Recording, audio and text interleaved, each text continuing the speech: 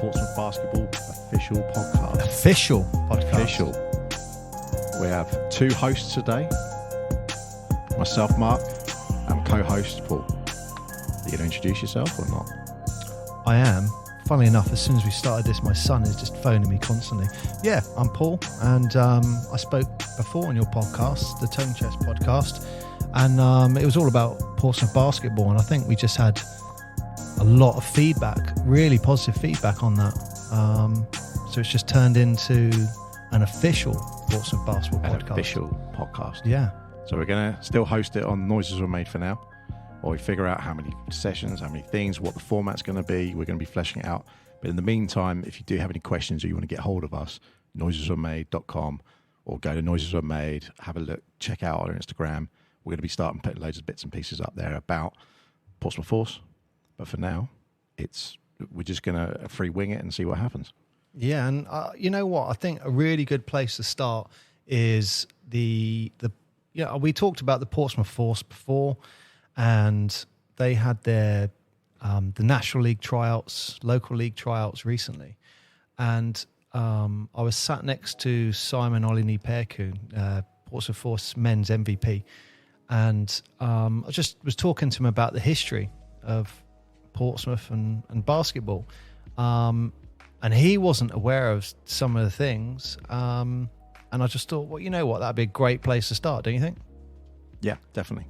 I mean, you and your family and the brother, and many of us have been around that Portsmouth scene for a little while, but I mean, it goes back a fair way, doesn't it? A lot of people still, maybe in the UK particularly, still look at basketball as a new sport sometimes, but it's just because it's not football or it's not old like rugby or cricket, or it's not in our heritage in that way. But basketball's been pretty prevalent in our society, since the 70s? I think so. And I mean, we're going back to the days, I mean, when we talk National League, we're talking, the mid 80s really for Portsmouth. But these were the days when you wanted an NBA game. Remember, Andrew and Steve used to go and get the videos sent over, so you'd have to wait for the video to be sent over from the States, and then you would, watch a VHS tape of a game. I mean, it's all changed now. You got not that kind of video streaming and all of that. But in the 80s, that's when National League really started for basketball. I mean, we were kids when that happened, but I mean, that was pretty magical from what I remember. Yeah, I think it is. I mean, I followed suit what you and your brother were doing. Obviously, I followed along.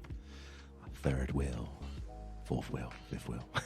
But it's, back then that it wasn't. It was part, I want to say part of the Americana thing maybe as well, because it was an American sport, and there was that sort of appeal to it, where it's very easy to access football. You just get a ball and go. But to access basketball was like you had to go somewhere. So you had to go do something, and there were other people who were doing something that wasn't as common.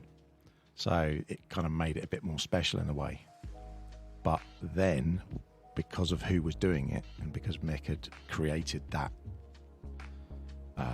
really nice place that you could go to at Mountbatten at the time, you're part of something. And it even when we were, I don't know how young we were going to that, 6, 7, we were small going to Mountbatten, but even then, it felt like you're part of something, like you're part of Portsmouth basketball. We weren't playing on the court, we weren't at the National League level, but you felt that you were part of the team just because you were training in the same place that they trained. It'd be, I guess, like a football player playing at Barcelona grounds, and the juniors playing in the same place and the same locker room, and that's how it felt. And so you just thought, wow, I'm part of the Portsmouth basketball scene. Yeah, and a lot of credit needs to go to Mick, and I do think that we probably should do another show just about Mick. 100%. Because the impact he had in Portsmouth, maybe not just Portsmouth, in Solent. I mean, we're talking about, Mick Byrne, he was the Solent Stars coach at one point, then came to Portsmouth. He was a coach there for a couple of National League teams. But at the same time, he was the England manager. And,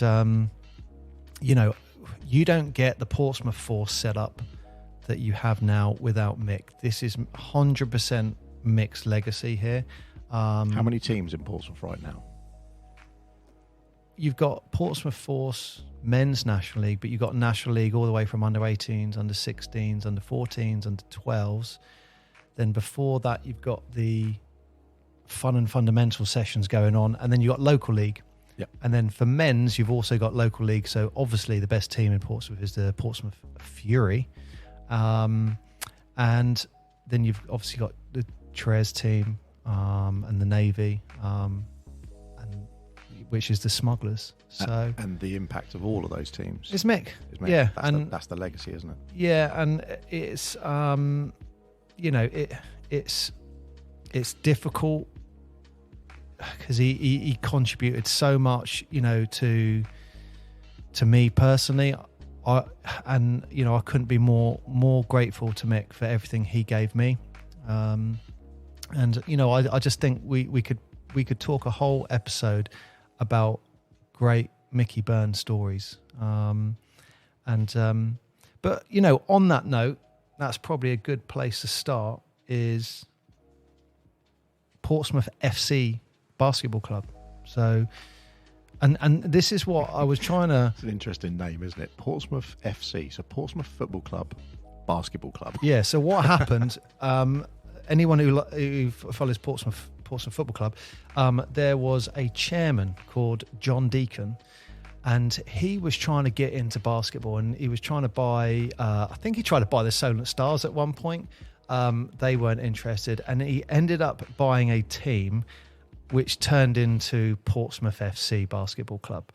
And you know what? And this is, I think, maybe I might say frustrating thing from my perspective, is no one knows about it. No one knows about it. But Portsmouth were the best team in the country. The best team in the country. So just looking through the stats here. So in the season 1986 to 87, they won the highest league in British basketball. In 1987 to 88, they did the repeat. Their Achilles heel was always the cup final. I think it was Kingston in those seasons that they won the league. They lost to Kingston in those seasons in the final both times. I mean, you'll remember the Steve Bontrager. Remember him? Like crew cut, just hit threes. Oh, yeah. And the team we had then. I'll name a couple of players. You've got Colin Irish, played for Portsmouth, played for England. Alan Cunningham, played for Portsmouth, played for England.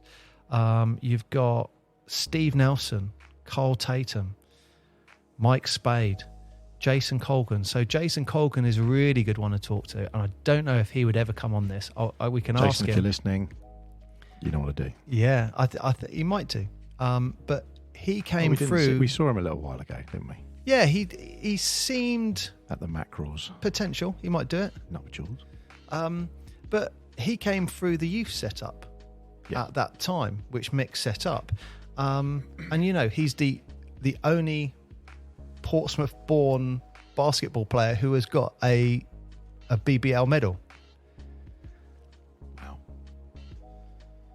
And I was saying to him, like, how cool is that, Jason? And he's pretty humble. I think with certain players, they just get absorbed so much into basketball. When they come out of it, they're just like, I want to stay away from it. Yeah, I think there's a testament to how deep, you've been in basketball for this long. That's why. And like you said, we were quite lucky in the era that we got to practice and train, because we got first hand to train with Mick and Alex and Jason. And back when we were little, they were like the other side of the curtain, or they were training us. Yeah. And I remember when Jason was like training the older team, and we were all on the other side of the curtain. So just getting the other side of the curtain, for those who don't know the Man Baton Centre in Portsmouth, giant basketball court and bleachers, etc. But they had the curtain that they pull across, a bit like in a school scenario. and all the juniors were used to be on one side and segregated, and then the other players would be getting stuck in, and they were the older boys, and it was always almost like an aspiration to just get the other side of the curtain. And as Mick so graciously put one day, when we were old enough, it wasn't like some sort of ceremony it was more like, what are you guys bloody doing here? Get over that side. Yeah. And you're like, all right, and that's like promotion. The next step was the Monday night sessions. And it's Monday nights. And then that was, you turn up on Monday night, it was like you turn up ready to play. Yeah. I remember, that's when you on the Monday night you turn up, and his name escapes me, but it'll come to me in a minute. He passed me the ball, and literally he passed it so fast I couldn't hold on to it. Martin Dowdle, that's his name. But it was kind of, in those days it was like no mercy, like step up or sit down. I think what you've hinted on there, and I think it's worth expanding, is the same as like Mick's son Alex, the same as your brother. There's lots of people who've been involved in basketball. You're talking about Monday nights, you're talking about Saturday mornings, you're talking about midweek travelling somewhere for a game. The same as the players in Portsmouth Force now. You might have the home games, Saturdays, obviously. Everyone's got to get down there. But they're also travelling, going for away games, etc. People don't sometimes appreciate that there's a lot of time that goes into this, and it's not just time 9 to 5 or like a nice little 1 hour session that just slots in with life. That people who've put in this backbone and put in this structure, they're living it. It's a big commitment. It's a really big commitment. I mean, just when you did reffing, how much was that commitment? Very much so. It's, whatever. I mean, basketball can really suck up your time. I guess any sport to a good level. Yeah. And you know what? I mean, if they're up for it, we'll get some of the coaches on the show as well. And all of them will attest how much time they put into it. But I've just found a really cool stat here. So when Portsmouth were playing in Mountbatten Centre, Portsmouth FC basketball, they were getting 1,500 fans in every home game. Really? In the Mountbatten Centre. So I don't know if you remember, they had the bleachers both sides. That's right. Yeah, say 750. I can't remember anyone down on the baselines. They must have had people in the top bit. Well, apparently the top bit was a VIP. The old Mountbatten curtain. They opened that for VIPs only, and whatever. That's what it's saying here. Wow. But yeah, I think from what I remember, the baseline, that's when you had like people on shot clocks or people doing that, taking the tickets on the door, from what I remember. But I mean, these are days when we had mascots. My brother Andrew, he was, I think he was the mop boy. That's and then he got promoted to... And Steve did that as well. Steve did, I think, yeah. And they got promoted to being on the bench and handed the players the water as they came off. And Andrew, I remember him, he always said Colin Irish would always grab the bottle and just squirt a bit as he grabbed it at the kids. It's cool. But I mean, that would be, aspiration to get there. I mean, just looking further down, I don't know if you remember, they played in the cup finals, and it was on Channel 4. Remember that? Yep. And that was when basketball was really coming into, I guess, the wider community. Yes. 6,000 fans. 6,000 people went to watch in 1987, 1988, the cup final. Where was that? That wouldn't be Mountbatten Centre. No, that's not Mountbatten. That I'll tell you when I find it. You've put me on the spot. Yeah, sellout crowd of 6,000 people, and Channel 4 cameras saw Portsmouth start the cup final. So what, going regressing a little to our childhood, if you go 90s, we're going 90s now. Channel 4 were quite often the ones who picked up basketball.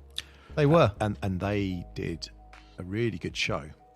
And I forget the name of the host. I'll have to look him up. But he used to go over to the States, and he used to show a lot of the games and show lots of highlights and things. I know he'd have like top 10 of the week and stuff like that. It's almost like things that, if you look now, like TNT and everything, what they do, and they just chuck it out as a short on YouTube. But that used to be almost the whole show now, back then. But that was, even, we're talking early 90s, the only way you could get or access basketball really in the UK. And, I remember when you guys got cable TV and the old NTL Scientific Atlanta boxes, and when you got that, I wasn't jealous at all. Your brother was like, well, are we going to watch? You're like, no, you still can't watch it. And he was trying to get hold of people at Sky and saying, why are you not showing basketball? And like, no, there's not enough of a crowd or not enough people for it. Sky, incidentally, now, they're the ones who still have the rights to the NBA in the UK for licensing. That's why if you ever go type in NBA and you click on the link, it takes you to Sky Sports. And they're probably showing as much basketball as Channel 4 did in the 80s. It's I mean, they're going up against streaming. So, like, we've got the NBA app on the PlayStation. You can get it online, whatever. But, you can watch all the games live just for a season pass. It's a double-edged sword, isn't it? Because, I mean, we can go into a whole thing with money anyway. But this basketball followed football, and then it's overtaken football in terms of how it gets its money, and a lot of its money comes from TV rights. So Sky are paying a hefty amount of money to the NBA to be able to show the NBA. But truth be told, like you said, now you just go onto the app because it's much better. You can follow your own team, you can follow other people. Oh, you can watch all, I don't know what it is, all 82 games of the season, can't you? True basketball fan here. Yeah. So what I would say, and this is, one of the things I was saying to Simon at tryouts last week was Portsmouth were the best team in the country, and they won the league 2 seasons in a row. Also, just want to highlight, they were actually playing European basketball. So they were qualifying for the European Cup. And not that they did well. I don't think Portsmouth did well in cups, from what I can see. I guess FIBA's equivalent of doing the football. I guess it's the equivalent of the Champions League. Yeah. So Portsmouth didn't do great in cups, but they were in it. So they were a European challenging team. I remember a couple of American college teams came down once, really? And we had close games against those guys. So that kind of hopefully sets the standard of where Portsmouth was. And they won the season 2 years in a row. John Deacon then sells. Yep. Whole club stops. Yep. So imagine, I mean, the equivalent would be like Manchester City just won the Premier League and just go in, we're selling, clubs folded, done. That was what happened to Portsmouth. So it's absolutely huge. And that's how it ended. Like Dallas Mavs winning 2011 NBA championship and then exploding the team the next year. Not that I'm bitter about that, but the equivalent would be Dallas winning the NBA championships and then Dallas just not existing. It's silly, isn't it, when you look at it that way? But I believe it was a financial thing, wasn't it? Keep the football club going, or I'm not sure. I'm trying to read it for you here. From vague recollections, it was obviously John Deacon. I think he passed away like in the 90s, like late 90s. Shortly after the season concluded, John Deacon announced his intention to move his franchise to the newly built Rivermead Leisure Centre in Reading. Then in May 1988, so right at the end of the season, he sold Portsmouth Football Club. Oh, there we go. And no one was offering finance for a basketball club in either Portsmouth or Reading, and the ownership of the franchise reverted to the league, and then all the financial affairs just wound up. Yeah. Interestingly, some of the players like Colin Irish, Alan Cunningham, Steve Nelson, and I think Mike Spade, they then moved just up the road to Worthing Bears. Fast forward a few years, Worthing Bears are the best team in the country. And what happened to Worthing again? I don't know. It's same similar thing, was it? Yeah. Well, I think, it's a sports team being mismanaged and disappearing. It's not really that uncommon, isn't it, I guess? But, no, I mean, you got the Solent Kestrels. They were, I think, they've won Division 1. So this is a step down from what we were talking about. So this is NBL Div 1. They've just won the NBL 4 out of 5 seasons. Then their sponsors pulled out They now finished 7th, and now they think they're pulling out of the league. Again, that's a whole topic of discussion. We could try and get someone from the Kestrels on, I'd imagine. Really? Yeah, so they're no longer in the NBL Div 1, and they're just going to have a Div 2 team. And it's crazy because their women's just won Div 1. And they've got the MVP of the league, a girl called Faye, crazy enough, lives in Portsmouth. So she's a Portsmouth player and playing for Solent Kestrels. Wow. I mean, if we could get a women's team going in here, National League, you know, you've got one of the best NBL players. That's ridiculous. In the country. And why is that? I don't know. Again, you want to get them on the show. We do. We absolutely do. We absolutely do want them on the show. It's we want to hear the nitty gritty of that, because that's And you know what? Portsmouth, for people who are listening who are maybe friends and family or have just stumbled on it and want to listen to cool basketball stuff, or listen to my other podcasts. Portsmouth is an island city. We've got 208,000 people on this island, but we're the only city that is an island in the whole of the UK. Yeah, we're the only island itself. So we're really populous, really dense, and not dense like that, but there's a really good spirit and a lot of heritage, a lot of history in Portsmouth itself. Used to be the head of IBM for the UK. We've got lots of big companies here. There's got to be people out there who would want to back a team sponsorship wise, especially if you've got someone who is an elite player, a professional athlete in the squad. It doesn't make sense. You know? Yeah, I mean, my history with the Kestrels is I'm trying to say it correctly. Tepid. I don't want to upset them. I just don't get it. I just don't get it. And that's why it'd be good to have them on the show, because you will get to hear their side of the story. Because the only involvement I've had with Kestrels is when I'm playing against them, or coaching a team playing against them, or loads of times reffing against them. And so they must love you. I don't know, but the one thing which I wasn't a fan of just there was it, and I could be wrong. It was a very we don't just want to beat you, we want to just humiliate you. And I wasn't a huge fan of that. Like, I went to a coach once and said, do you know you're up by 80 points at half time and you're playing full court press on these guys? Do you want to ease up? And that's me saying a quiet word as a ref. And they're just like, no, we need to get 150 point deficit on these guys. It's like, okay, you could destroy a team. That opposition could never play basketball again.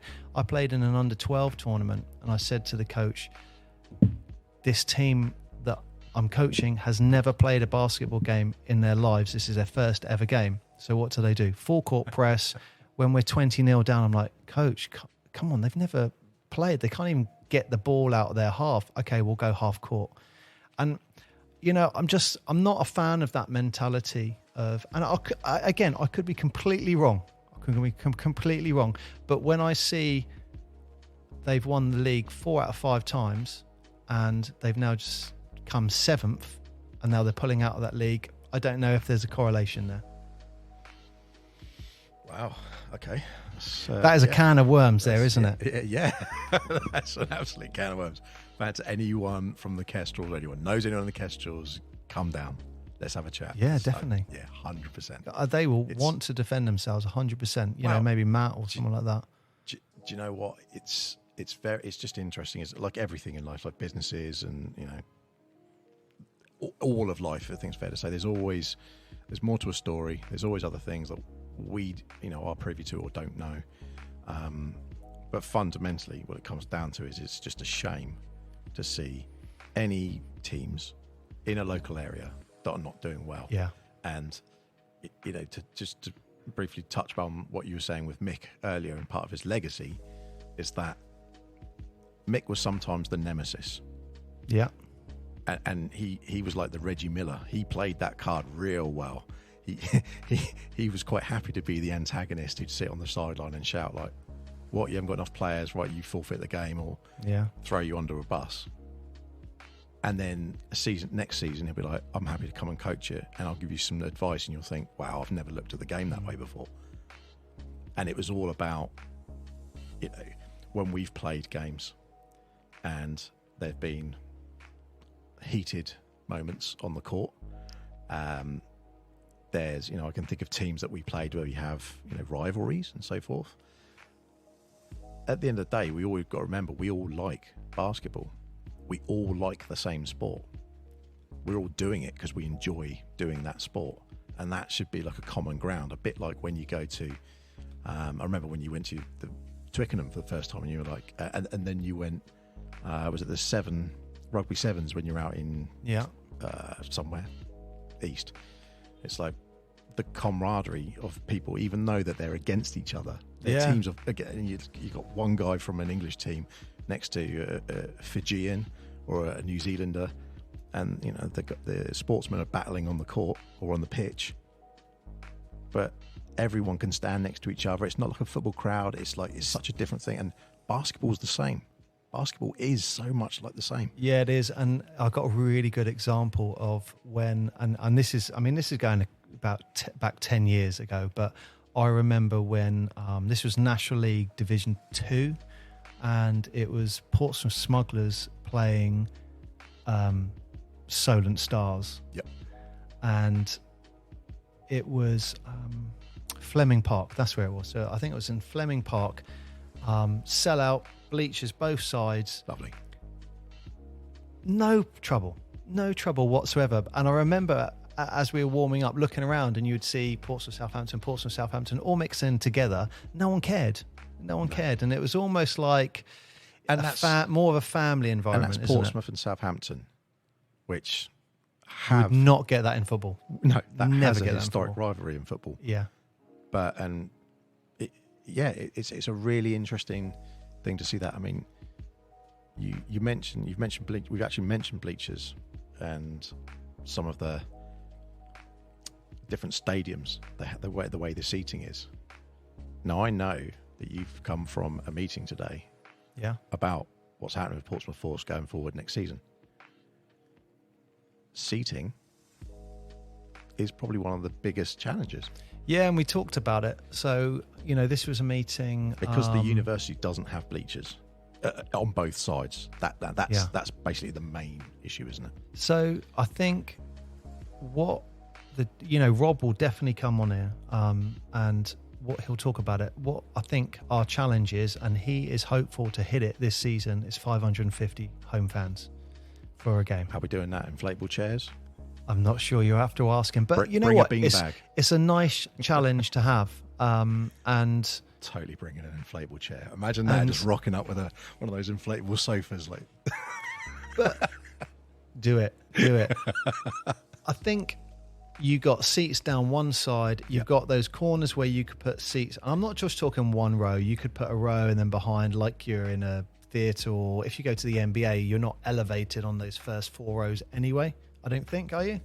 No, you're not. So they could do that on the corners. So on the backs, are you saying behind the rings? No, I'm talking the actual corners. Oh, okay. So where the bleachers are, you've got two corners either sides of bleachers. That's where I'd put it. And then you'd have one row of seats on the other end of the court. So the only reason we got to stop at 550 is because of health and safety. So there's a limit. Fire capacity, yeah. So okay. I'm going to throw you under a bus here. Yeah. How many people could you get there? If it was old-fashioned, like Mountbatten, I'm not saying playing at Mountbatten, but I'm just saying you had 2 sets of bleachers that you could pack out to a decent amount. How many do you reckon you could get to a game? I don't know. Because it kept increasing. Yeah, and then it got to a point where it was like, where are, those last sort of 6 or 7 games, it was a case of, where are we going to put people? And there was people just standing up. Yeah, and I think that is what will continue. So, and this, to put perspective in that, when you go to an away game and you go and see other teams playing, How many people have they got turning up? Well, you're talking about Division 3 National League basketball. So when I went down to Bognor, I don't know, 20 maybe, 30 maybe. And what about Division 2 then? What about the next division up? I think Division 2, well, we'll find out. I don't know, mate. I don't know. I think Division 2, you're probably looking at maybe 100. But still, and then when you get to Division 1, you're looking at, over 200 people watching. I do know because head coach Daniel Fatimade, I asked him the question, he knew the answer. The BBL, you need a capacity of 1,000 people to come and watch the game. So that's capacity. So if Basketball England are saying BBL capacity is 1,000, personally, that is what my target will be. And I reckon Rob would say more than that, but let's get him on and say. But I mean, these are all nice problems to have. They are good. And obviously this season at Ravlin again, that's going to be the home court. And our first home game is a friendly against the Solent Kestrels. So when is that? What's the date? I want to say mid-September. I think 16th of September, but it's penciled in. We're waiting for them to confirm. Now I know 100%. So we're just inside. They're gonna say this is their Div 2 team. It'll be their Div 2 team for next season. But this is basically their Div 1 team that finished 7th in NBL. That's what I think. Okay. So it'll be a big now. test. It'll be a big test, and that's going to be September time. I mean, I just want to beat the Solent bloody Kestrels. It's just, I've never beaten them in my life as a player. We beat the Solent Stars a handful of times, but the Kestrels, the actual, I don't know if they would say this, but they started local league with the Teesdale brothers. And, the Fury, we played them as the Portsmouth Fury loads of times, and they always beat us by 1 point, 2 points. We could just never get over that hurdle. No. And then all of a sudden, the Kestrels exploded into this huge National League juggernaut that no one can touch. So, you know what? If I was the chairman, my focus would always be, if we're comparing ourselves against them, we're not doing too bad. Personally, the best scenario would be we're in BBL, they're in BBL, and we're competing for the league, and we're in the cup final. That'd be amazing. What capacity could they have as a crowd? Well, they've got the Solent University. Okay. I don't know the official crowd, but I reckon their bleachers, I don't think, are as big as ours. They're slightly small, maybe 1 or 2 rows, but it's quite long. Yeah. So I reckon that will be a similar capacity. I'm guessing here, but saying 300. But behind that, they've got this this elevated floor with more seats. Yeah. And I think there might be 3 rows up there. I guess maybe another 100 up there. I've never been to a Kestrels home game, so I couldn't tell you if they're filling it out. But from what I understand, they're filling it out. I mean, that's again. Why are we talking about Solent Kestrels? Yeah, your hatred runs deep. You're not biased at all. But I think it's an important thing because it's, basketball, you're going to go and play. A lot of the guys who are playing on the team right now, it's fair to say, the crowd's got behind the team. Mm-hmm. And when the crowd gets behind the team, there's been players, and I can think of a couple, I think a couple of them are left now this season, but I can think of some players who certainly got boosted in terms of how they play and their attitude and their attack to the game just because the crowd's getting behind them, and not necessarily when they're doing well, when the crowd's like, we've got to G them up a bit and give them a little bit of, we're behind you. Yeah. So it's good to hear that you have, that if you're a player, you're playing home game, that should be an advantage. Which is one of the questions I'm going to come on to, because we touched on it before. But when you go away and you're traveling, you want to think, I'm performing in front of people. Yeah. Because we're setting a precedent in the way, and the sort of things that we've done last season to entertain people. Not just a basketball game, but it is entertainment. And like you said on the previous podcast, like you wanted to bring, like an NBA game does, the entertainment level. So you're coming into a game and the lights are going off, there's music, there's commentary, there's all those sort of things. It adds to the atmosphere and it creates energy. Yeah. And I think a good thing is an example would be you would have like a parent who would bring their child to watch a game that they want to watch, and then all of a sudden they're going, oh, actually this is quite exciting, this is quite interesting. Yep. And those, I mean, you've hinted on those junior teams, and someone brings a child along, they go, oh, this is great. And then they go, great, get them into the junior team, get them playing. They might come and start playing a bit more often. And so the cycle continues. But a lot of that all stemmed back from in the 80s with...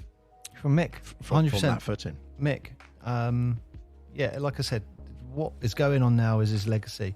And the tryouts happened last weekend for National League to work out the National League players and then the local league players.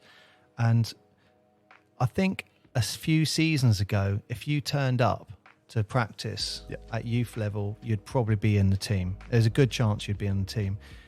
Just as a guideline, under 14s had like 38 players all competing for 15 National League spots. Yep. The under 16s was like 40 something. Yeah. And then when you see all their, and you know what, you're looking at their faces, they all want that spot, one of those spots. Don't want to be a coach that day, do you? No, and but you know what? Again, it's a hard decision, but it's good for the club. Yep. And you know what? I couldn't help think to myself. I did say it to a few of the older coaches there that, you know, I really hope Mick is looking down and smiling and just going, I was part of that. I was part of setting this all up. Yeah, you probably go, you're doing that wrong. Why would you say that? But you're right, because it's that's been a whole feeder, and it's carried on and it's sustainable. And there's all these other clubs that are around, like Kestrel's, and all of the other, I'm going to keep saying Kestrel's just because I can see your face twitch every time you do. But all of those teams and all of these people have grown a love for basketball through this community of basketball players, really. Yeah. I mean, there's players that you've played with in sort of the GB Masters sort of level that you used to go up against. And I can think of a couple in particular that, I won't say you disliked them strongly, let's put it that way, but you used to have a good battle with them when they were an opponent. And then now, as age has gone on, you're now playing with them, and you're shoulder to shoulder with them, playing against other people. Yeah, and I think as you mature, that's when you... Oh, that's optional for me. Yeah, when you mature, I think you realise how much the game... You know, when you're young, you come in, you get frustrated, you get teased and all of that, you know. I definitely had my fair of teas and ejections and stuff like that. But when you get older, it's just like... It's a game, we love it, but, you know, we all love it. And someone has to lose, someone has to win. So what can people expect this season then? Well, for Portsmouth Force this year, there has been a massive change. So they were playing NBL Div 3. Yep. And the league was actually broken up into a couple of sections. I'll tell you, 1, 2, 3, 4, 5, 6. So it's split up. The country was split up into 7 sections. But the ones down the bottom of the country, you had the South League and the South West League. And Portsmouth were in the South West League. Yep. Now, where this has changed, there's a couple of teams coming in from Kent. And so there's now going to be a South East division. Mm-hmm. Okay. Portsmouth and Bognor have moved over into that South East division alongside... So Bognor are in East now? Just changed. I was because you were going to go there. It was only you? a few weeks ago that they were going to be in the West. Yeah, I didn't really get that. It didn't make any sense because Bognor, for those who don't know, is actually further east on a map by 20 miles than Portsmouth, and they were going to stay in the West. They've moved. Going to go in the east. They've moved as well now. There we go. So That's good for travel time. Yeah, it is. And it's definitely another away game we can go and watch. I mean, it's 20 minutes down the road, so. I mean, it's Bognor though. Well, that doesn't matter. Doesn't matter. And then from the South Division, you've got Worthing Thunder, the Crawley Storm, and the Reading Rocket. So they're moving over to the southeast as well. And then I think you've got 3 teams. I've got it here. So you've got the Canterbury Crusaders. We're talking Division 3, Mark. They're in Division 2. So the Kent teams are the Canterbury Crusaders, the Eastbourne Neptunes, and the Kent Crusaders. So you've got the Canterbury Crusaders, the Kent Crusaders, and the Kent Panthers. And Eastbourne, I think, is a new team. I don't know. I can't find what Eastbourne where they were. Crusaders as well. I mean, I'm not sure. Sounds very Batman-ish, doesn't it? Well, Masked Crusader was a great cartoon, 80s. Flying car, the lot. But what I would say is, now I can't comment on these Kent teams or Eastbourne because we've not seen them. But you're going to. But they're new teams. Oh, so, brand new. I think so. Well, they're new to National League from what I can see. They haven't been in South. They haven't been in South West. So I don't know where else they would have played. Maybe they had their own league. Kent had its own league that was going on. We'll have to look into that for next time. No, we'll do I just found them, mate. I just found them. They played in the East Division. Okay. So the Kent Crusaders played in the East Division. So that would have been like Norfolk or that sort of place, I'm guessing. Yeah, Northampton and Essex and Bury around that way. Oh, so basically they were. Sorry. The Canterbury Crusaders, they were also in the East Division. Oh, there we go then. So it's 2 new teams. So it's Eastbourne and Kent Panthers. They're the 2 new teams. Amazing. Now, what I would say is why they're 2 teams, so we don't know what to expect. So you say it was Eastbourne? What was Eastbourne called? Eastbourne Neptunes. Oh, like the name. Eastbourne Neptunes and Kent Panthers. They're new to National League. Anyone who's listening from any of these, drop us a line. Noises were made at gmail.com. Yep. Or go on to Noises Were Made, our Instagram. Drop us a line. We'd love to talk to anyone, any of your teams. Yeah. Coaches, players, everyone. We just, it'd be really good to find out who's in the league and what everyone's expecting from the season.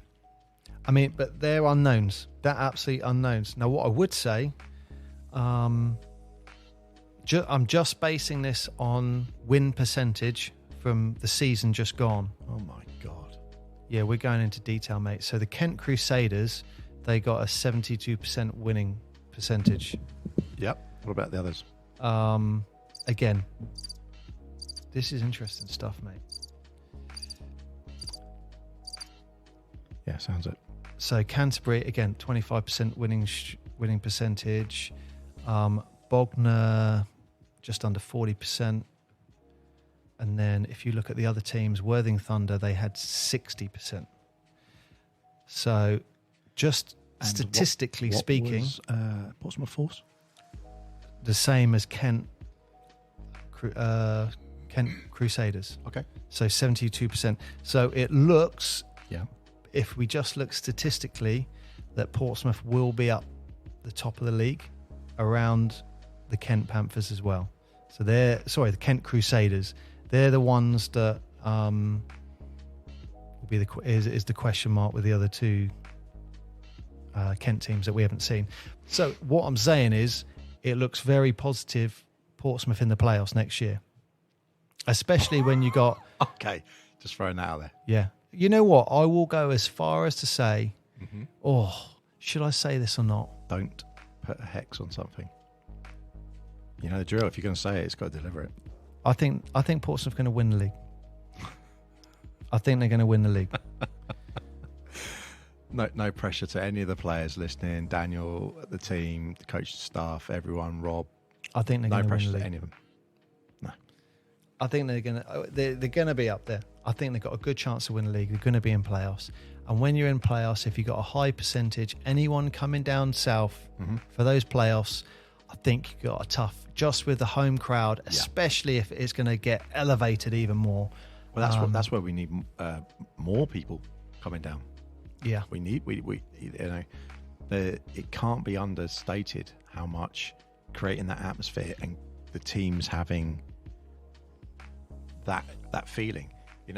There was a thing that you were talking with the BBL originally last year about not fighting, but making a good case for having the sound effects, for doing the dimming the lights, putting on a bit more of a show, and part of it was that is a advantage. And the truth is, it's a home advantage. Every team on the planet in every sport has a home advantage. But that was the only avenue that they could really go down on. Well, you can't make it too much of an advantage. So, you don't put the other teams down and you don't do other things like that. But effectively, it's a case of geeing up your team and getting the crowd behind them and putting on a great show. That's what the great show is, effectively, isn't it? And it's a little difficult because they have just released guidance, and the guidance says you have to be 100% neutral. So I need to fully understand that, because in certain document it says you can be more enthusiastic. Yeah, of course. If you're not allowed to be more enthusiastic and it's neutral, well, okay, the announcer becomes very boring, doesn't it? Very boring. Yeah, I mean, the good thing is that it's not an announcer in the sense of when you're watching sport and you've got someone you're talking along the whole time, or like we are, we're not giving a commentary over the top. It is very much an announcing. You're announcing I won't say fouls, but you did that last time and you told off for that. But if you're announcing these are substitutions, these are players, and basket, etc., etc. I think the course that you were on those last few games last season, it was nailed. I think so, and I'd love to get BE down to just, even if it was to critique it and just give us their thoughts on it. But you know what? I think the environment and the atmosphere that we've got going, honestly, I generally believe it is in the top of the NBL experiences you can get. I can't comment on BBL, the top league, but as far as National League basketball, I think Portsmouth has got one of the best experiences you're going to get. Wow. And it's a shame any awards don't go they don't consider Division 3, because I think we'd be considered. So is there an award for that? Yeah, I think there are some kind of awards for atmosphere and something like that, but they only consider the Division 1 and 2. We'll get there. When we get to Division 1, Division 2, that's when we'll find out if BE consider us to be, our atmosphere to be up there. So you touched on that.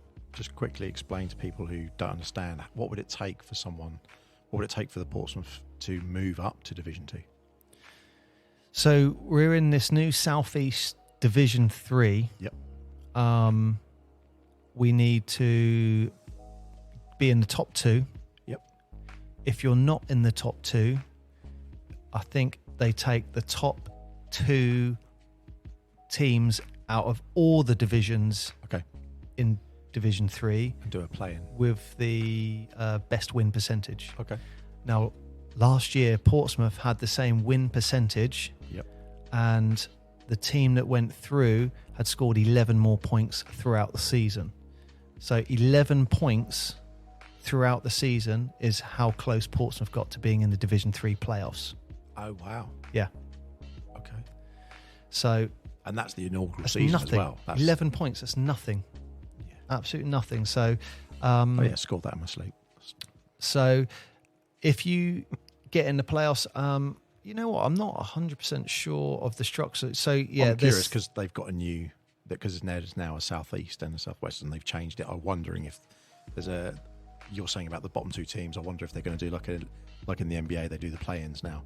And that format for the NBA, for those of you, hopefully you're listening, you do follow NBA, but they've changed that playoff thing now. So there is a play. It's rather than whoever gets the bottom 2, they actually do a play-in. Yeah, I quite like that. Gives you another chance just in case. Well, you look at it now. Lakers and Miami Heat were both people who were out of the playoffs, and then they both got through and got into the play-in. From there, they both went through. Obviously, Miami went right through to the finals. Yeah. all of them were out, but the play-in enabled them to happen. Although there is an argument to say you could cruise for the season, and then as long as you get to the playoffs, then just change gear. So there is an argument to say you could do that, and as a player, that. And I think some teams would consider doing that, wouldn't they? Like Clippers, maybe. Well, the Lakers definitely look like they did that. Miami, I don't think so much. Miami are a pretty strategic team, and they've done it historically. They've been very competitive. I looked up the other day, actually. I was speaking to your brother, and he's an Orlando Magic fan, and Miami obviously came into the league at the same time. But look how much more successful, and two Florida teams coming in late 80s and 90s. That's when they were all establishing and setting through. So they're only like 30 odd years old. But look how successful Miami's been as a team. Yeah. And obviously they've had, your LeBrons, your Shaqs, and D Wade, etc. But they've had Pat Riley as a coach, and the coaching played such a massive part in bringing the right players. The right ethos and that sort of drive. Wow, Mark, you're not going to believe what I've just found. Is it the Kestrel's homepage? Do you know I said a team beat us by 11 points to take our playoff spot? Please tell me it was the Kestrels. It's the Kent Crusaders, who we're going to be in the division with next year. They're the ones who beat you? They're the ones that took our playoff spot by 11 points. Well. There's wow, that's a great story, isn't it? I mean, it sounds like you're gaslighting to get a grudge match going. Yeah. No, that's really interesting. That especially for them, it's going to be great for travel, because I guess anywhere in Kent-wise, they're looking Dartford Tunnel rather, and below.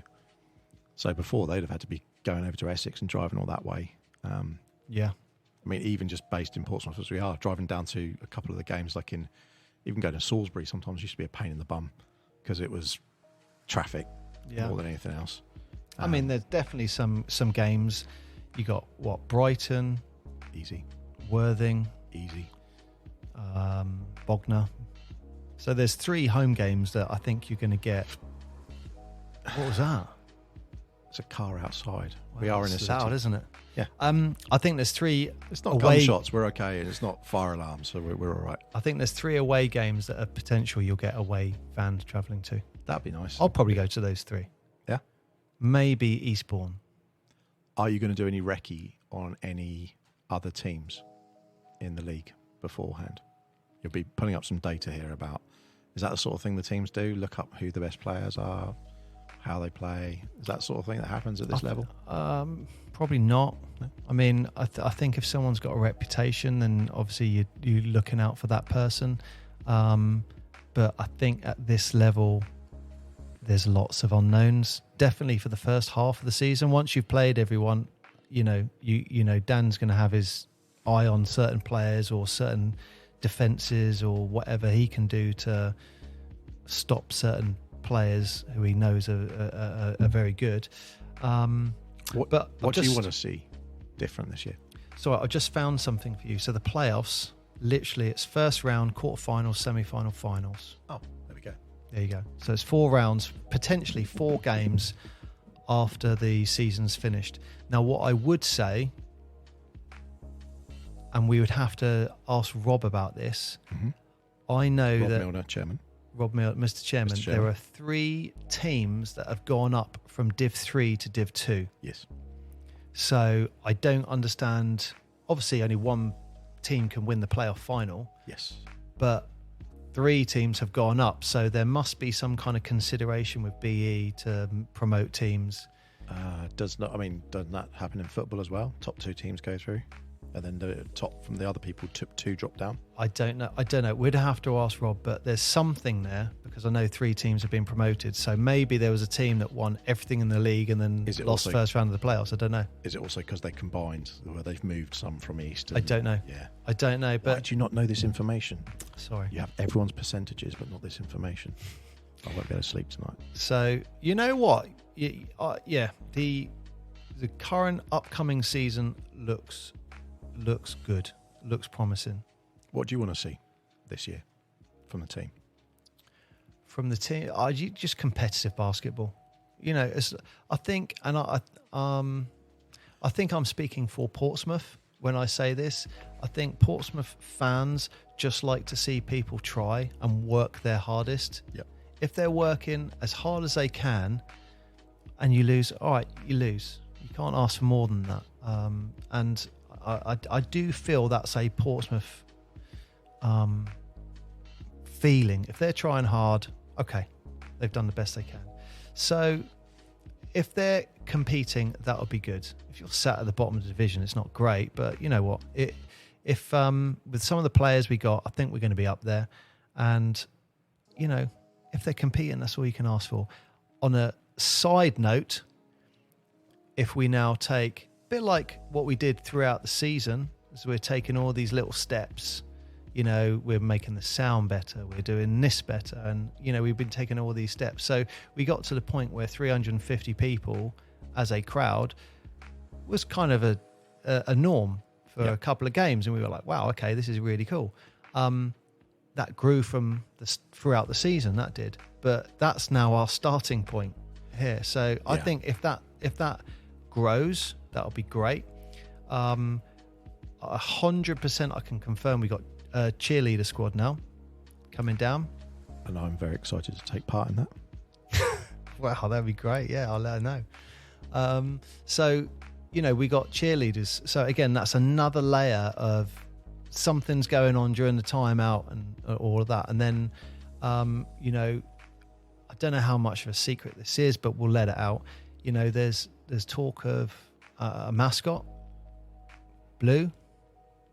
I think is going to be his official name. Okay. But we've got a mascot who's coming. The person going in is very keen.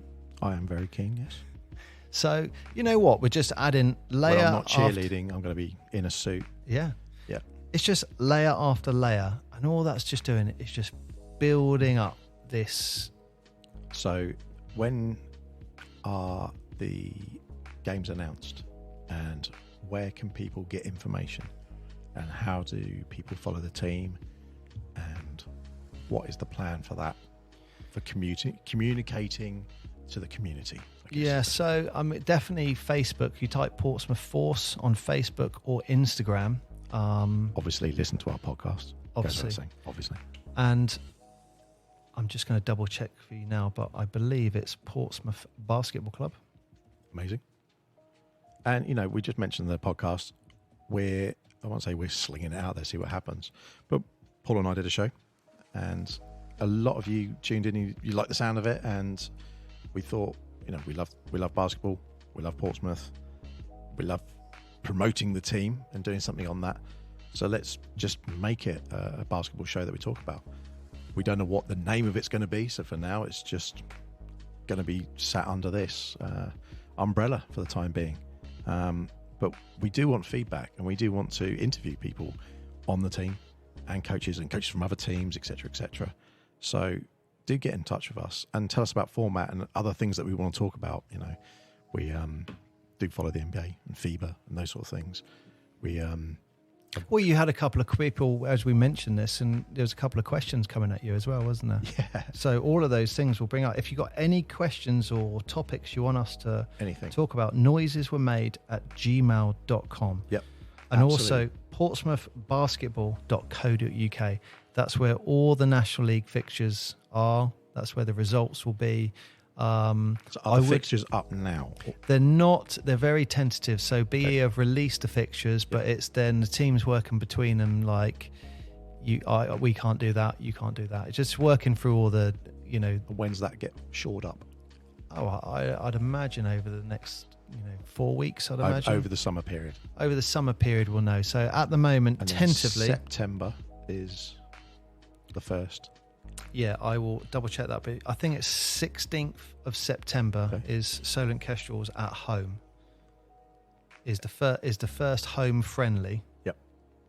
And then the season will kick off, I'm guessing, late September, early October. Bear with me.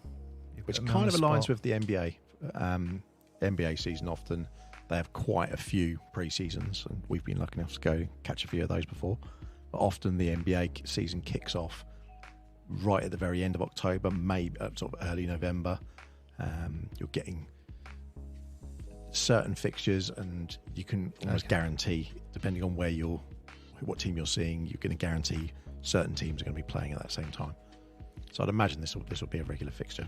Well, the Portsmouth, they've got the potential Kestrel 16th of September, and then on the 30th of September, they're at home to Bognor.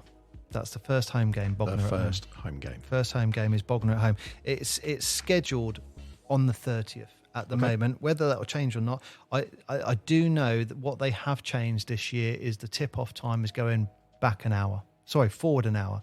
So it was 5:30. Tip-off will now be 6:30. Oh, that's better. That's better for people getting there, I think. For people with children, just going to have your children up a little bit later. But, yeah. I mean, the game finishes at 8 o'clock, doesn't it? I mean, your kids go, my daughter goes, and they're quite happy. They run around on the court, and it's as much a family atmosphere as it is. Yeah, and you know what? A nice point for you was I told you I was talking to Simon Olini-Perkun, like MVP for the Portsmouth Force last year. If he did not get in, I'd be shocked if he wasn't in consideration for top 2 for the Division 3. Your little girl actually drew that picture for him. Yeah, that's right. Yeah. And as he was walking out, you should give it to him. We were talking about it. He said, "I've still got it at home. I still look at it." He goes, "I'm never throwing that away." He says, "I'm never throwing that away." To him. That's very, very cool. She will like that. She will like that. But that's a testament to the caliber of the players, and like any really good sports people, it's more than the sport themselves. Sometimes it's you can tell they're all good guys out there. There's no a-holes on the team, and I think that stems from the top all the way down. So I think the coach instills that in them. I feel there's definitely a strong bond between the coach and the team. And respect. Everyone shows a lot of respect, I think. 100%. What I would also highlight is there have been some other National League teams as well. From the 80s to the Portsmouth Force now. Yeah. So, do you remember I mentioned Jason Colgan? I do indeed. So he started up the Portsmouth Fire. Yeah. And that's where my brother Andrew, where he first played National League. So they were in National League Div 3. We would have to ask one of those players how many years that went on for. I'm gonna say it's 1 season or 2 seasons. Jason's the key. He's got to get his butt down there. I mean, he would have some fantastic stories. He would have some fantastic stories. So yeah, he'd be able to fit in. He would get imagine he brings his BBL medal. That'd be great. I don't know if he's still got it. We have to ask him. Boy, calm down. Great. And then the Portsmouth Smugglers, that was with Mick as coach. Yes. Yeah. That I want to say 96, 97, they went into National League Div 3. Now, what I remember was Andy Rowlands was playing. So Andy Rowlands, playing for GB now, going off to the World Championships for the over 50s. I'm so confident he'll come on here, but we'll have to ask him about that because I don't know how many seasons they played National League basketball, but they were called the Portsmouth Smugglers. And Furies, mid-90s as well. No, 1989. But we know that's more local league. Furies never gone National League. So just for everyone out there, Portsmouth Fury is a team that was created by my brother and a couple of his friends, and is arguably the oldest team, I would say, definitely in Portsmouth. I mean, this season coming up local league, there'll be 34 years. Definitely in Sabah. The Smugglers moved to the Navy. So, yeah, I mean, I don't know what the oldest team out there would be. They started the Fury in 89. They started the Fury it was called the New Power Cram Generation. And they played a season as that, and then it turned into the Portsmouth Force. and then the season after it turned into the Portsmouth Fury. I always thought it was like mid-90s. Well, that mid-90s is when we would have got involved in it, but it was going for a couple of years. I was thinking because they were at college when they set it up. Yeah, so 90s, yeah. Early 90s. Yeah. Wow. And then We old. Mick, again, he created the Portsmouth Smugglers again. Yeah. And that was late, I don't know what you say nowadays, is it noughties? Late noughties? Yeah, something like that. So, What did you say after that? Do you say tens? Teens? I don't know. I don't know what you say. Someone will tell us at some point. But you can't say 20s now, can you? well, yeah, I guess you can. 2020s. Do you? I guess 2020s. But what about the 1920s? That's the 20s. I don't know, mate. This is information we need to know. Well, Mick set that up again. So he rolled the dice, and I remember it was because originally, and this is where I got involved in National League, because originally he asked me to play for the Solent Stars, and it was one of the last years, from what I remember, the Solent Stars being. It was a real, I'd say, a bit shabby. It was a bit shabby. I mean, they were asking me to play. Well, don't put yourself down. You're no, not bad. it was like, if you're asking me to play, there's a problem. And no, if you're asking me to play, there's a problem. there was 1 year there, and then I think the Solent Stars stopped maybe for a couple of seasons, and then they came back with like Mark Jackson. Yep. But and that team that was there for that 1 year moved to Portsmouth. Yep. And became the Portsmouth Smugglers, and went on this. Oh, I mean, we were around for quite a while. And we started in Division 4, National League Division 4, and we got all the way to National League Division 2. We got all the way up to Division 2, and we were competing in the playoffs every year. We had a good team. So you had the Kestrel brothers. Yep. So they were, part of the, sorry, not the Kestrel brothers, the Teesdale brothers. The Teesdale brothers, who wasn't going to let that go. The Teesdale brothers who set up the Kestrels. Yeah. They were in the team. You had Harry Milner. Was it Harry Milner? I'm trying to think of their name. Ryan Payne, really good guard. He's now playing local league for handball. Larry? Guy called Clayton Milner, really good player. And then Andy Ong. Yep. Larry Rowe. Lawrence was playing. So it was a good bunch of players, and we were together for quite a while, and I want to say it was about 2011, 2012. Again, the team just imploded. Yeah. I think a couple of players went, and then all of a sudden you're down to 5 players, and it's like, well, I haven't got any players. Team ends. So, but I do remember that right at the end, it was. The last game we played was Division 2 playoff semi-final against Sefton.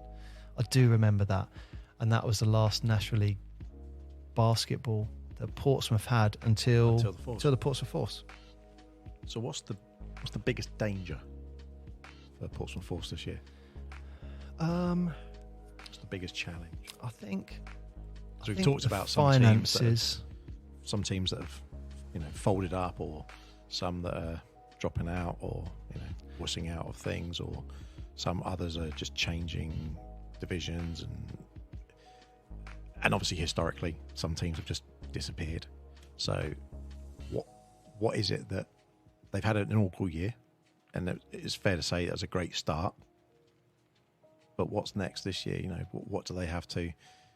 We know you think they're going to win the league and go ahead and at least get in the playoffs and be strong contenders. But what do they have to be mindful of? I think it's not the players. I think Rob has got the biggest challenge, which is the financials. So that's something personally I stay away from, because I'd be so tight with it. I'd be really tight, but then you wouldn't have what you had. So Rob is very good at working out how to do all the things that you need to do. Rob is an accountant. Yeah. In fairness. But that, I think, is always going to be a challenge for a club. I think from a team perspective, the players, I think there's a bit of expectation. Yep. Because, you miss out on playoffs by 11 points.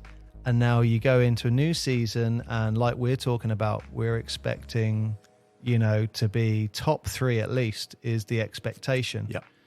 And so, does that put pressure on the players? Yeah, probably. Yeah, I guess. You're losing Alex Grant, really good inside man.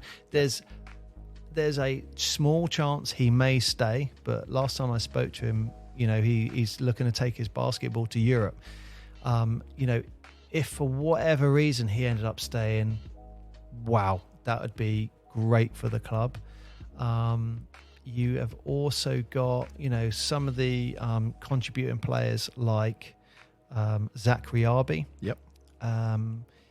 If he doesn't end up going to the States, okay, that's just positive for us.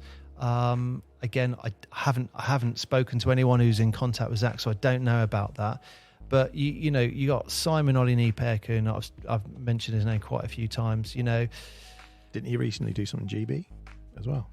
Yeah. So Simon and Alex Grant well, wasn't it? Yeah. got voted into the England basketball for university. So I'm assuming that's 12 spots.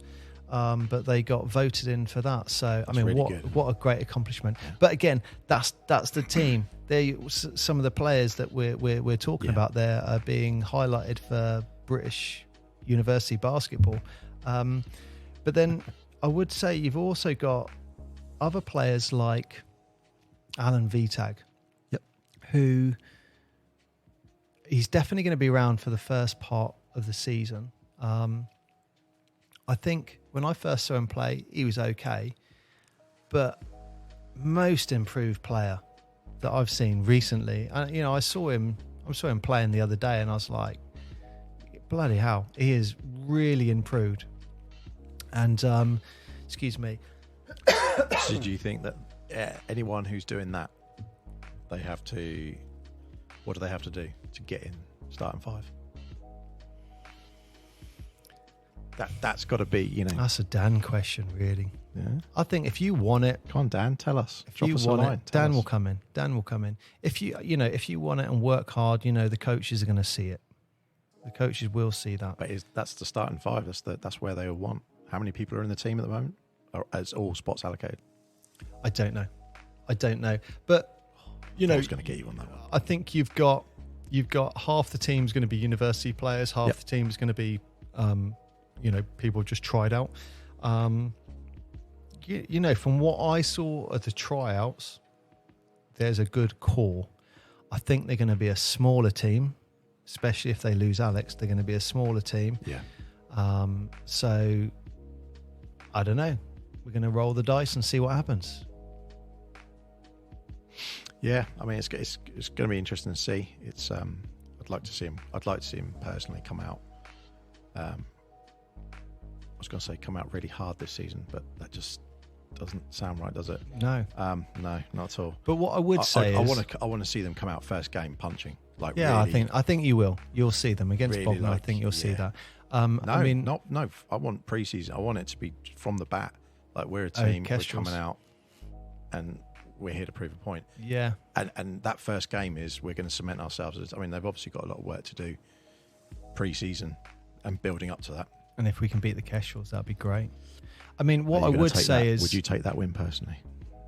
Oh, I'll be running on the court to the players if we get that win. 100%.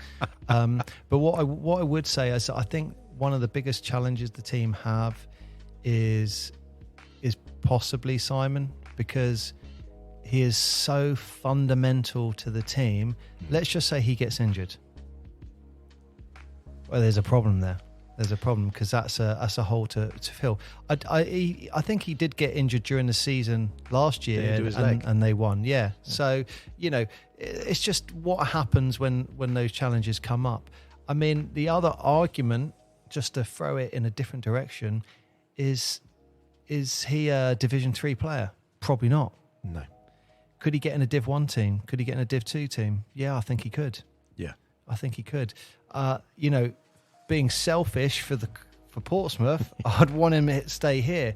But looking at all sports, when you have smaller teams, and certainly when you have emerging teams as well, they're well known for being like breeding grounds. Yeah.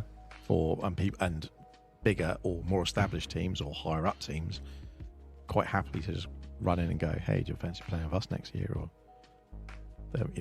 Yeah. So who knows? I think he could definitely get a spot. But again, like I said, being selfish, I think it would be good if he stayed for the club. And you're going to be gracing the world with your vocals next year? Yeah. Doing the announcing. I think, we were talking about maybe taking that to a different level where we're doing more the reporting side of things. Maybe for the away games we could do some commentating during some live commentating. We even considered doing a live podcast and doing it as a live commentary, as Paul said. So, but that's an option. That's these steps, these layers, and everything. That's just making the whole package, just improving all over time. It's exciting to be around. Personally, I cannot wait to see that mascot run out. He has been the guys going into it is top secret. I've seen him. He's been practicing his Segway work to be getting on that Segway with the mascot. He goes quick on it as well. That rules me out then. That thing just spells A&E. If I look at a Segway, I'm past that point now where if I hit the ground, I don't bounce. I just splat. Well, that's definitely something you can try.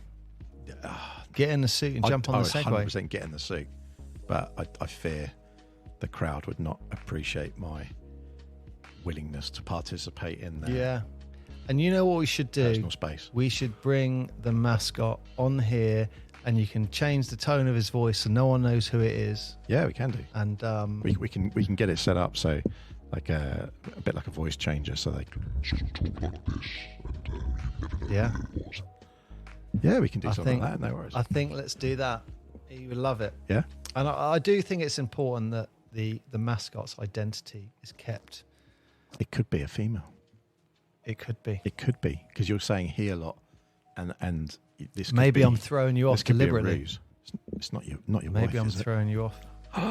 Is your mum going to be the mascot? Maybe. That would be amazing. But personally, no, wouldn't she just give everyone a hug? It's no good. That's the bit I'm looking forward to seeing. Yeah. No, it's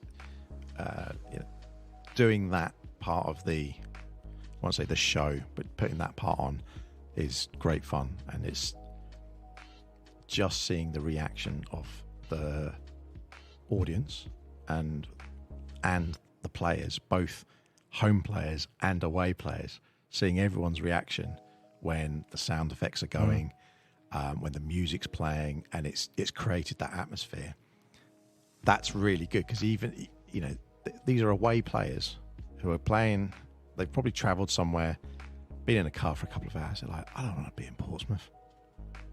I mean, there's days that I don't want to be in Portsmouth and I live here, but they don't want to be here. And then they've got a crowd that they think, they're not going to be cheering for us. But you've created an atmosphere. You think, this is kind of cool though. I'm enjoying it.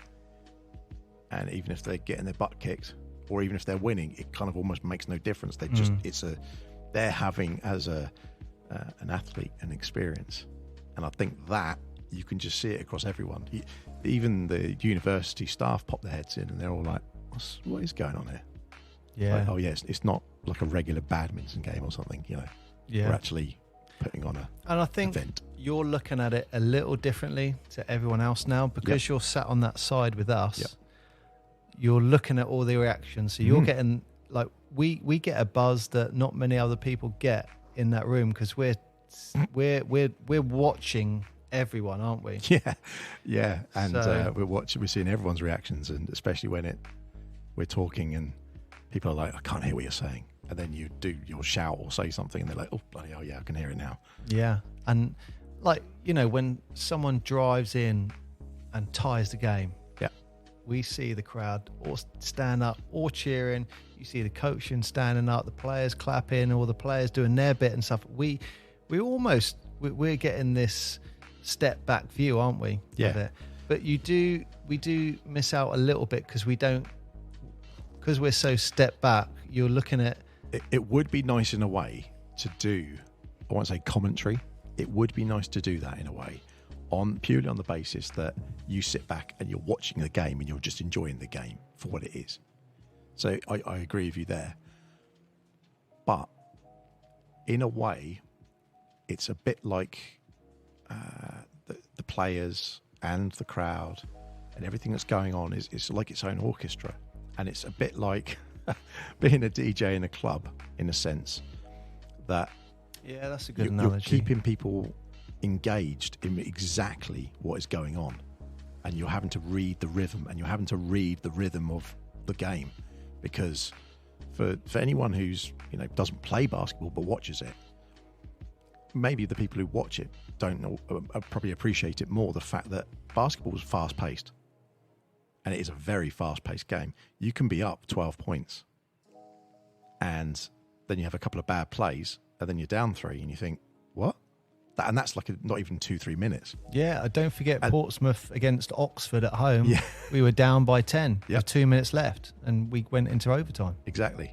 And those things, that constant, that's why I was thinking like a conductor or a DJ, where they're having to constantly read what is going on, and you're sometimes having to inform the crowd, like, this is a point where you're supposed to get behind a team, like, let's play the music to clap, let's play the music to cheer, this is the time to shout defense because you want people to get jeered up.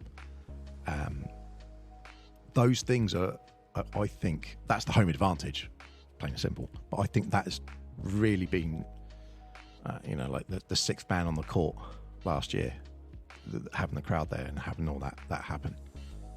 You could say the coaches and the coaching staff, etc., but not the refs. But incidentally, reffing last season, I'll just throw it out there, I thought it was pretty consistent. I don't think there was any real stinky calls last year. No, I mean, I think from a referee, as long as it's consistency, whether it's good calls or bad calls, as long as it's consistent, that's all you can ask for, because where you're playing. I don't think any referee goes into a game thinking, I'm going to make bad calls, but no. You know what I mean? If they have consistent calls throughout, everyone knows where they stand. I mean, I think it'll be great. We'll get some refs on it. The thing I liked about the reffing, I only wanted to mention it because I think refs do get overlooked, and these are people who are giving up their free time. Yes, they are getting paid, but we are talking not a lot of money. So they are doing this really for the love of the game. And it's a lot of pressure they're under as well. A lot of pressure. And it's a split second decision that they have to make. There was two Something games. Happens, they got a call. There was 2 games in particular, and the reason they stood out for me was that the refs let the game flow. And sometimes you get a ref who's a little bit, I won't say too eager, but they will call everything.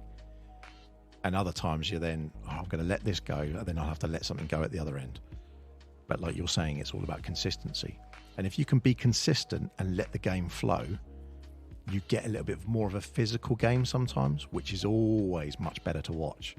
The games you don't want to watch is just someone always getting back down, or a call every play. A call every play, and it's stop-start, and you think. Whereas we were both there to watch the shortest game in NBA history. That was tragic. Which was, we had amazing seats, and it was the shortest game in NBA history. Row 6. And it just, centre court, row 6. An hour and a quarter or an hour and a half. We were there. That was it, done. Yeah, so just to put a perspective, who were Orlando playing on that day? That was Indiana. Orlando versus Indiana Pacers. Yep. We sit centre court, row 6. Yep. And the smallest people in the world literally sat in front of us. Yep. So we had the greatest view, because I don't know if anyone knows this, about Orlando, I don't know if it's any other court, but in Orlando, if you're in the first 10 seats, you go for a VIP area, so you get free drink, free food, anything you want, basically.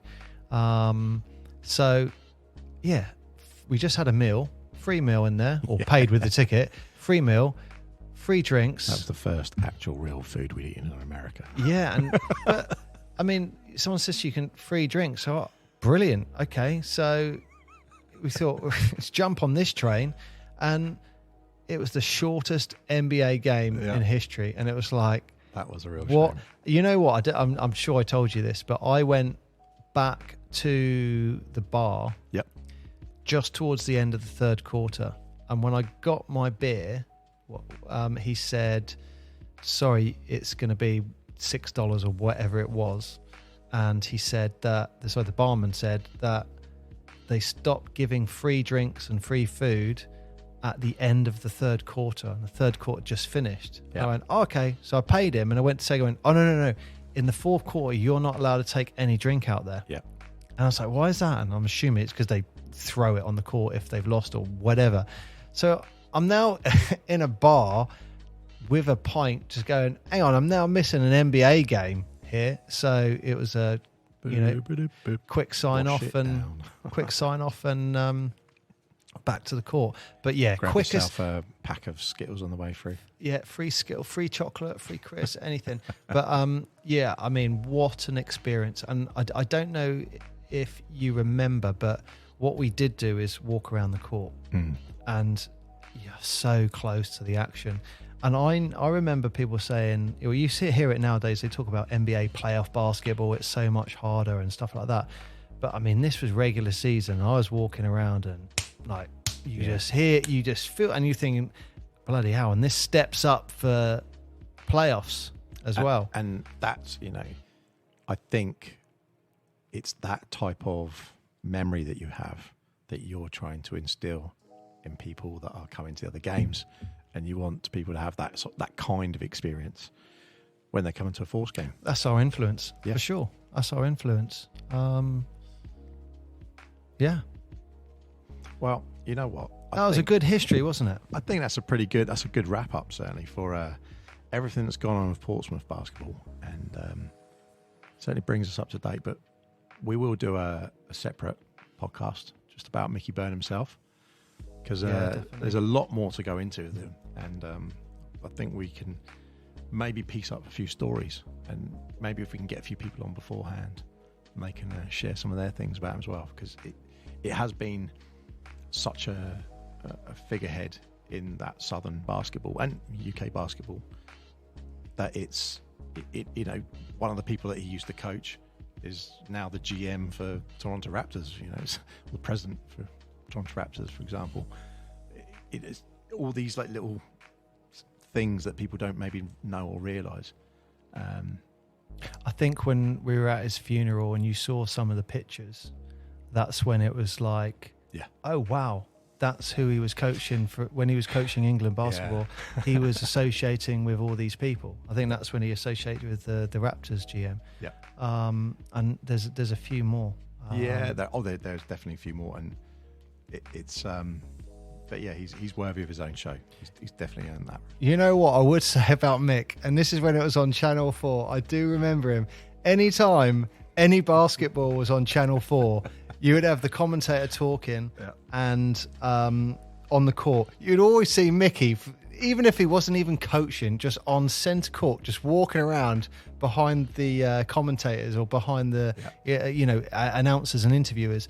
He had very distinct, white hair, white beard, Father Christmas kind of look. You would always just be able to highlight him out. You'd be watching basketball, Channel 4, and go, yeah, Mick's behind the camera again. Where is he? Any minute now, he's going to come. There he is. And he's like bending down and pick a bit of trash off the floor, and he'd bend over and then sort of like look round where the cameras are and then carry on again. Just like anyone being interviewed on, TV or something, isn't it? Just, it's a good memory for him. But it's any questions, any topics, was it noises were made at gmail.com?